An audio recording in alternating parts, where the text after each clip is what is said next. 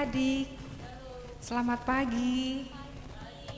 Adik-adik, sudah 3 minggu loh kita nggak kebaktian. Kangen nggak kebaktian? Tante Melda kangen sekali sama kalian. Kangen sama ibadah. Yuk adik-adik, hari ini Tante Melda mau ajak kalian untuk beribadah bersama-sama. Tante di gereja, adik-adik di rumah ya. Yuk kita sungguh-sungguh walaupun kita berbeda jarak, tapi kita tetap beribadah kepada Tuhan.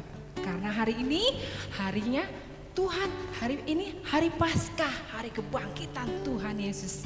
Yuk kita sama-sama kita berdoa, lipat tangannya, tutup matanya, kita satu dalam doa. Tuhan Yesus, terima kasih untuk pagi hari yang indah ini. Engkau pertemukan kami kembali untuk beribadah bersama-sama. Tuhan, kami minta pimpinan Tuhan dari awal, pertengahan sampai pada akhirnya. Dalam nama Tuhan Yesus, kami sudah berdoa dan mengucap syukur. Haleluya. Amin. Nah, sekarang adik-adik, siapkan hati kita melompat bergembira bersama Tuhan kita. Yuk, kita angkat pujian, rayakan Yesus, rayakan.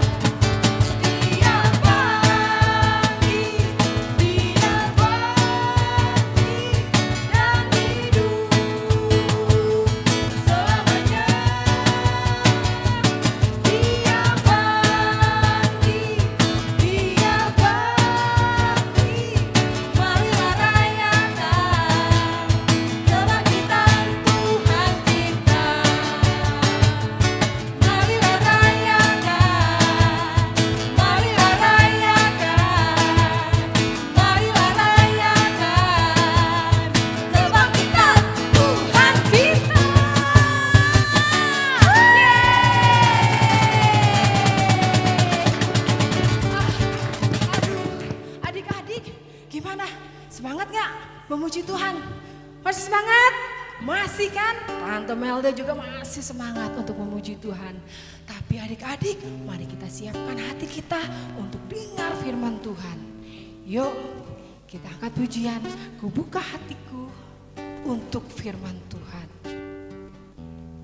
Kita nyanyikan dengan sungguh-sungguh, kita percaya kalau Tuhan masih berserta dengan kita sampai saat ini.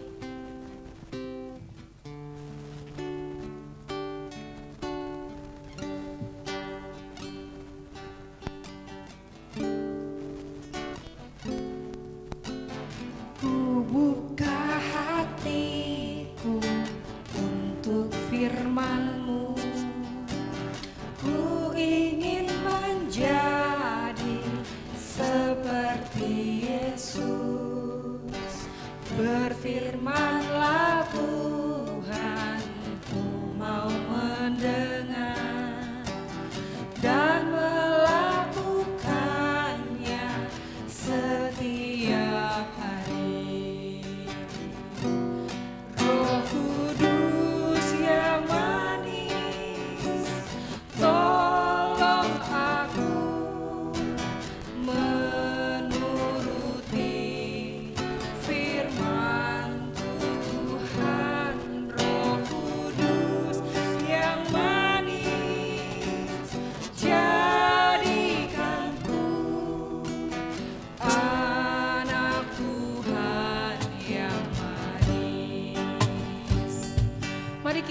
nyanyikan pujian ini dengan sungguh-sungguh. Haleluya Yesus, terima kasih. Ku buka hatiku untuk firman-Mu. Ku ingin menjadi seperti Yesus. Berfirman-Lah Tuhan, ku mau mendengar dan melakukannya setiap hari. Roh Kudus yang manis, tolong aku menuruti firman Tuhan. Roh Kudus yang manis, jadikanku anak Tuhan yang manis. Roh Kudus yang manis, Roh Kudus yang manis, tolong aku menuruti firman Tuhan. Roh Kudus yang manis, jadikanku anak Tuhan yang manis. Anak Tuhan yang manis. Anak Tuhan yang manis.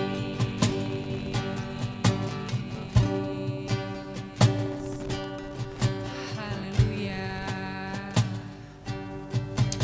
Haleluya, haleluya. Terima kasih Tuhan. Terima kasih Tuhan. Terima kasih untuk hadirat Tuhan. Terima kasih Engkau telah pimpin ibadah kami dari awal sampai saatnya kami mau mendengarkan kebenaran firman Tuhan. Kiranya Tuhan tutup bungkus kami semua dengan kuasa Tuhan. Kami akan siapkan hati kami, pikiran kami untuk mendengar firman Tuhan. Dan Tuhan kiranya Kau urapi kakak kami yang akan menyampaikan firman-Mu pada pagi hari ini. Hanya di dalam satu nama yang kudus, Tuhan Yesus Kristus, kami sudah berdoa dan mengucap syukur. Haleluya. Amin. Nah, adik-adik, kita sudah berdoa. Sekarang duduk manis. Yuk kita dengar Tante Debbie yang akan menyampaikan firman Tuhan. Siapkan hati kalian. Tante Debbie, silakan.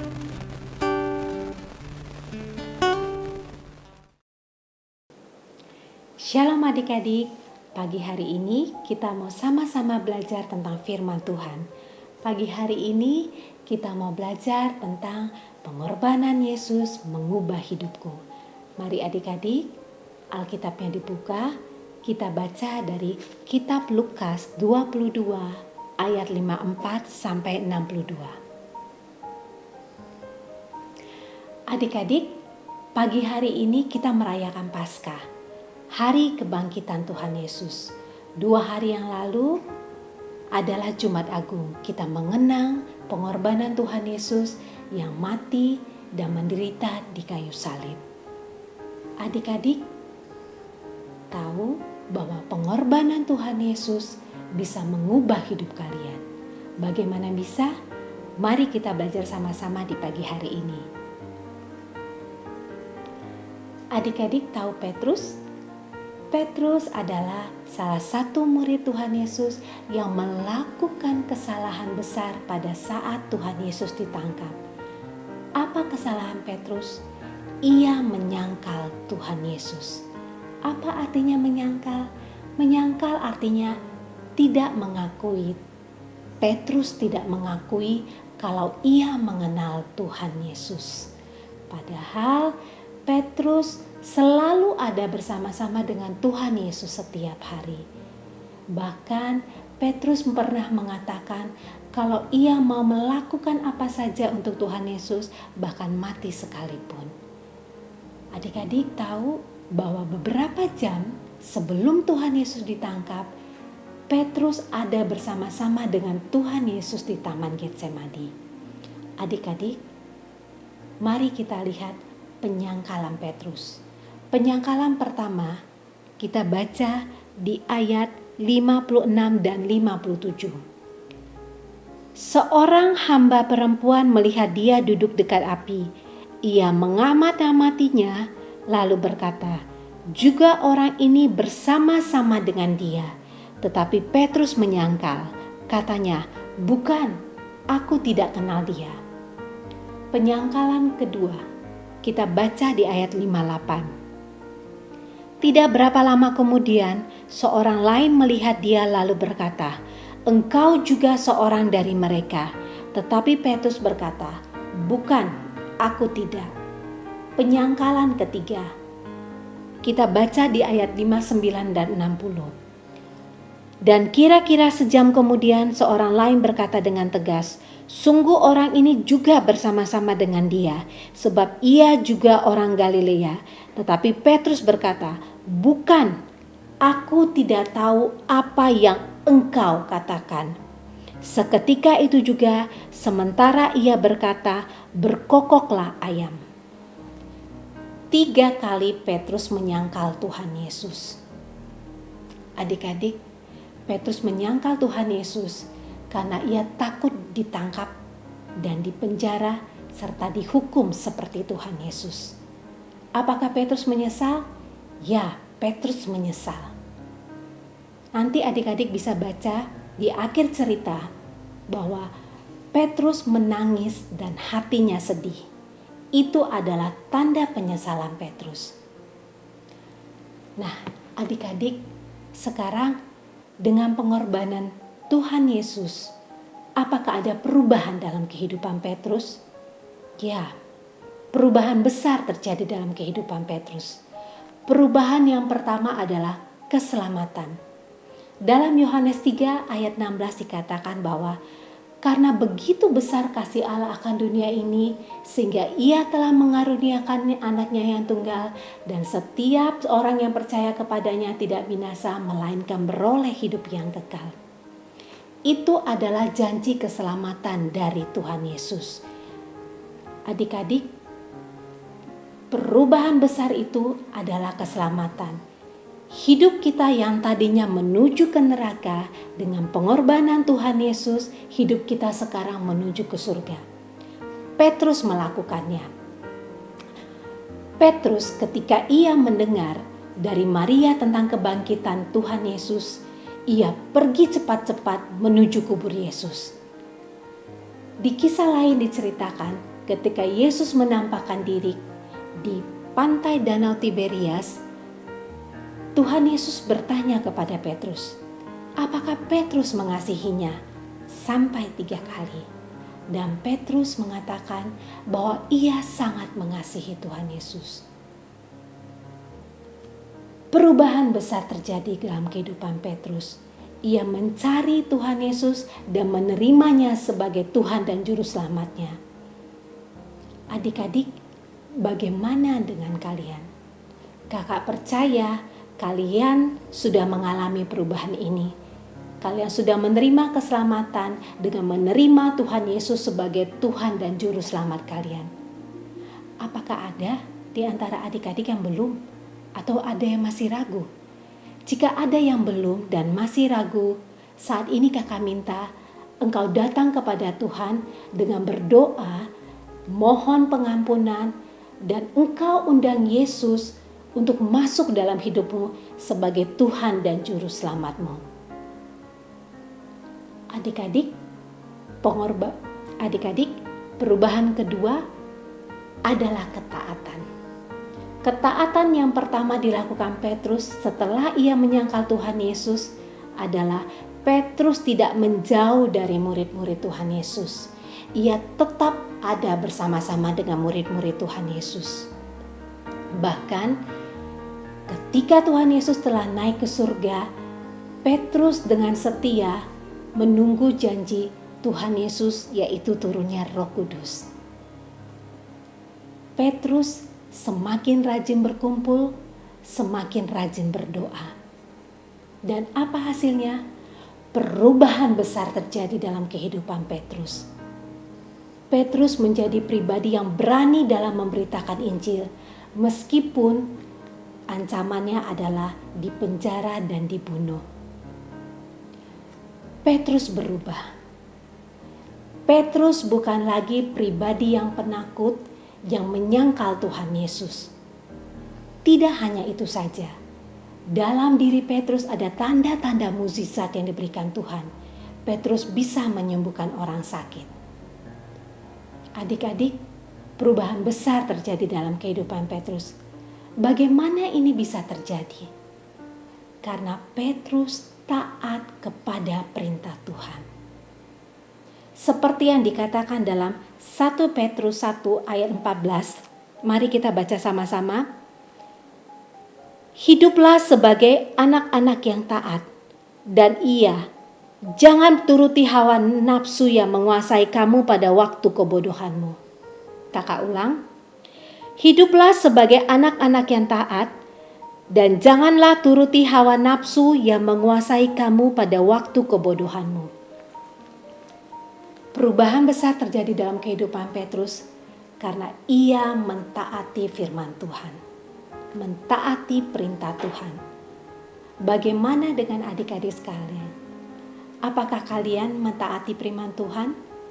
Apa saja perintah Tuhan? Kalian tahu perintah Tuhan kalau kalian rajin membaca firman Tuhan. Bagaimana dengan doa? Apakah kalian masih tekun berdoa? Itu adalah salah satu perintah dari Tuhan. Adik-adik, saat-saat seperti ini di mana kalian punya waktu yang lebih banyak di rumah, mari semakin rajinlah baca firman Tuhan dan semakin tekunlah berdoa. Untuk adik-adik yang lebih besar, mari berdoalah untuk cakupan yang lebih luas. Ayo, harus mau berubah. Jika selama ini kalian hanya berdoa untuk keinginan dan kebutuhan kalian sendiri, sekarang berdoalah untuk keluargamu.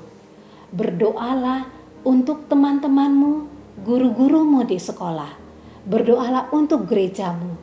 Bahkan berdoalah untuk bangsa Indonesia yang saat ini berjuang melawan virus corona. Akan lebih baik jika kalian boleh ambil bagian pada saat ibadah setiap hari di rumah dengan memimpin pujian, berdoa, membaca firman, ataupun memainkan alat musik. Untuk adik-adik yang lebih kecil, harus mau berubah juga. Harus mau semakin taat dengan papa dan mama. Harus mau juga membantu papa dan mama. Untuk adik-adik yang masih kecil, yang sudah bisa berdoa dan membaca firman Tuhan, lebih tekun lagi. Untuk adik-adik yang belum bisa, ayo semangat, harus mau berubah, minta tolong kepada mama dan papa. Adik-adik, mari kita tutup firman kita di pagi hari ini dengan berdoa bersama-sama. Tuhan Yesus, terima kasih untuk pemberitaan firman di pagi hari ini. Tuhan Yesus, terima kasih untuk pengorbanan-Mu di kayu salib. Tuhan Yesus, terima kasih untuk keselamatan yang Kau berikan untuk kami dengan kuasa kebangkitan-Mu. Tuhan, ingatkan kami selalu bahwa pengorbanan-Mu membawa perubahan dalam kehidupan kami. Biarlah kami semakin tekun dalam berdoa dan membaca firman Tuhan. Kami semakin taat dalam melakukan perintah Engkau, Tuhan. Tuhan, tolong kami. Biarlah dengan pimpinan Roh Kudus-Mu, Engkau memampukan kami untuk melakukannya. Terima kasih Tuhan. Hanya di dalam nama anak-Mu Yesus Kristus, kami berdoa dan mengucap syukur. Haleluya. Amin.